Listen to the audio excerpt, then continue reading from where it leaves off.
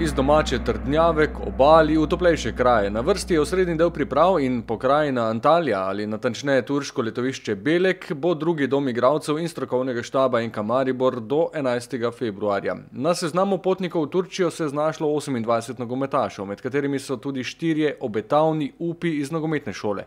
Emir Davtović, Petar Stojanović, Danijel Vujčić in Ranko Moravac. Doma pa so ostali Dalibor Volaš, Dragan Jelić in Argus.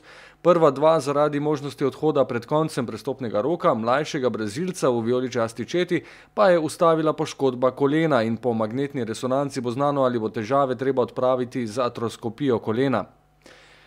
Po sobotnem mirnem letu z Gradca do letališča v Antaliji je bil le še čas za večerjo in spanec, v nedeljo pa je šlo že zares. Prvi dan v novem okolju ni minil le ob spoznavanju s hotelskim nogometnim centrom s 4 igrišči, ampak v delovnem ritmu. Ekipa je opravila prvi trening, prva tekmovalna preizkušnja sledi v torek proti Šturmu. Vsi prisotni so začeli z aktivnostmi brez težav.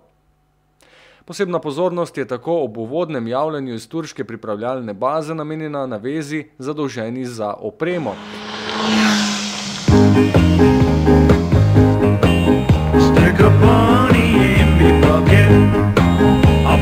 Suitcase from the bank, 'cause if you want the blessings but you don't ask questions, then brother, I'm your man. Da se lahko v Beleku nemoteno trenira, je bilo treba prestati pravi podvig. Več kot tono opreme in rekvizitov za trening sta ekonoma iz Maribora pripeljala s kombijem, kajti tolikšen tovor bi krepko presegel dovoljeno težo na letalu. Na pot sva se podala v četrtek v dopoldanskem času.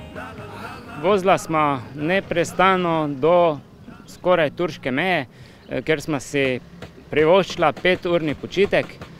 Nato sva pot nadaljevala proti Antaliji. Skupne poti sva opravila 2400 km.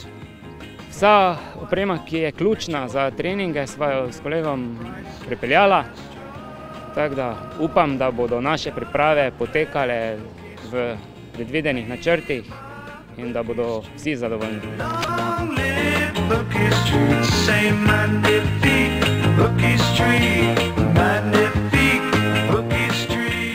Med 50-urno vožnjo ni manjkalo zanimivih dogodivščin. Slovenski prvak pa je, sodeč po odzivu carinikov, dobil precej novih navijačev, ki bodo v prihodnje nosili vijoličaste artikle, predvsem v Bolgariji. Naj samo opišem stvari na bolgarski meji. Tam so mislim, da opravljajo svoje delo samo zato, da dobijo spominke oziroma kakršnekoli darila. Upam, da bo jih vsaj pridno nosili, da bo nam delali vsaj lepo reklamo.